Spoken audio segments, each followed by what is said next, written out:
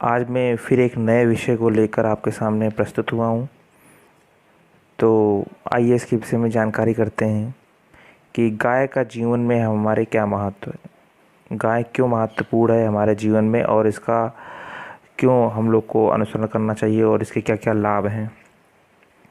शास्त्रों में कहा गया है कि जिस स्थान पर भवन या घर का निर्माण करना हो, अगर वहाँ पर बछड़ने वाली गाय को बांध दिया जाए तो स्वतः ही सारे समस्त वस्तु दोषों का नाश हो जाता है। मतलब कि कंस्ट्रक्शन के समापन तक कोई भी आर्थिक बाधाएं नहीं आती हैं, ऐसा शास्त्रों में लिखा गया है, ऐसा विश्वास माना गया है। गाय के प्रति भारतीय आस्था को अव्यक्त करने की आवश्यकता नहीं है, क्योंकि भारतीय व्यवस्था में, भारतीय संस्कृति में गाय के प्रति तो आस्था पहले से ही विद्यमान थी और आज भी विद्यमान है। गाय सहज रूप से भारतीय जनमानस में रची बसी है। गौ सेवकों का ये कर्तव्य है कि उसके रूप को समझें। गाय सृष्टि की माता कही गई है, मतलब कि अगर सृष्टि की कोई माता है, प्राकृतिक रूप में कोई अगर माँ है तो वो गाय ही है। गाय के रूप में पृथ्वी की करुण पुकार और विष्णु से अवतार के लिए निवेदन के प्रसंग पुराणों में तो प्रचलित है ही है। उसको सबने पढ़ा है कि किस तरह से पुराणों में गाय के स्वरूप को और गाय के महत्व को दर्शाया गया है। एक शास्त्र है सम्रांगण सूत्रधार वृहद वास्तु ग्रंथ गुरूप में पृथ्वी ब्रह्मांड के समागम संवाद से ही आरंभ होता है। मतलब इस जो ग्रंथ है, इस ग्रंथ में गाय के संवाद से ही प्रारंभ होता है ये ग्रंथ। वास्तु ग्रंथ मय मतम में कहा गया है कि भवन निर्माण का शुभारंभ करने से पूर्व उस भूमि पर ऐसी गाय को लाकर बांधना चाहिए जो बछड़ा जन्म देने वाली हो, बछड़ने वाली हो, जन्म देने वाली हो किसी बछड़े को। नवजात बछड़े को गाय जब दुलारती है, चाटती है और उसका जो फेना ज़मीन पर गिर जाता है तो उस फेना जहाँ गिरता है उस समस्त जितने भी वास्तु दोष हैं सब अपने आप ख़त्म हो जाते हैं, स्वतः ही समाप्त हो जाते हैं। इसी तरह से ढेर सारे हमारे ग्रंथ हैं। महाभारत के अनुशासन पर्व में भी यही बात कही गई है कि जहाँ गाय बैठती है और निर्भयता पूर्वक बैठती है, उसे कोई भय ना हो, तो उस स्थान के सारे पाप खींच लेती है, सारे पाप अपने आप ख़त्म हो जाते हैं।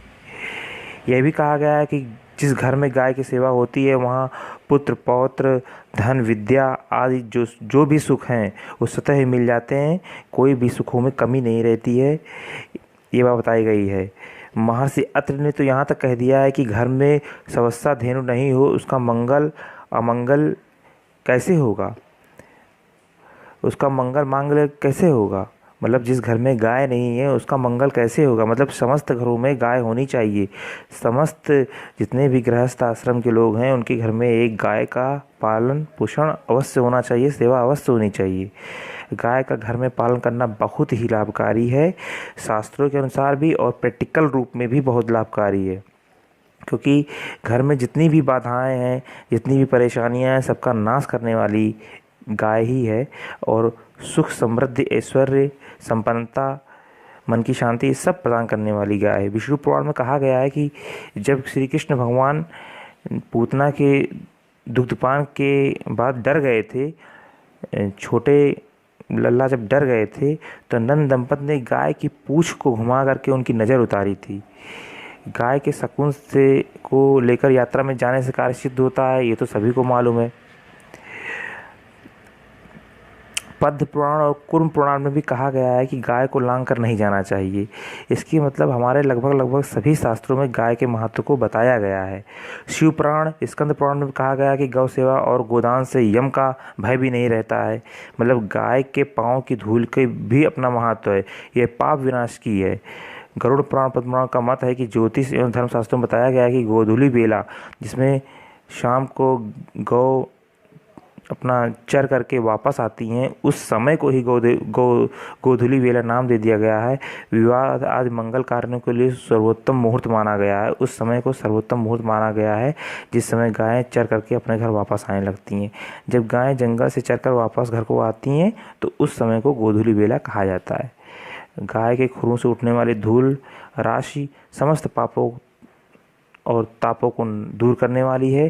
पंचगव्य हो या पंचामृत हो, सर्वविदित है कि ये सब पवित्र हैं और बहुत ही समस्त रोगों का नाश करने वाले हैं। गोदान की महिमा से कौन अपरिचित है। जब कभी भी किसी को कोई भी तीर्थ यात्रा करके आता है, गया की यात्रा करके आता है या कोई अच्छा कर्म कराता है, तो उसमें गाय के दान को सर्वोत्तम माना गया है। गोदान से समस्त पापों का नाश हो जाता है, ये सब माना गया है शास्त्रों में। तो गोदान भी अति आवश्यक है। जीवन में व्यक्ति को एक बार गोदान तो करना ही चाहिए। इस प्रकार गाय सर्वाधिक कल्याणकारी है और इस बात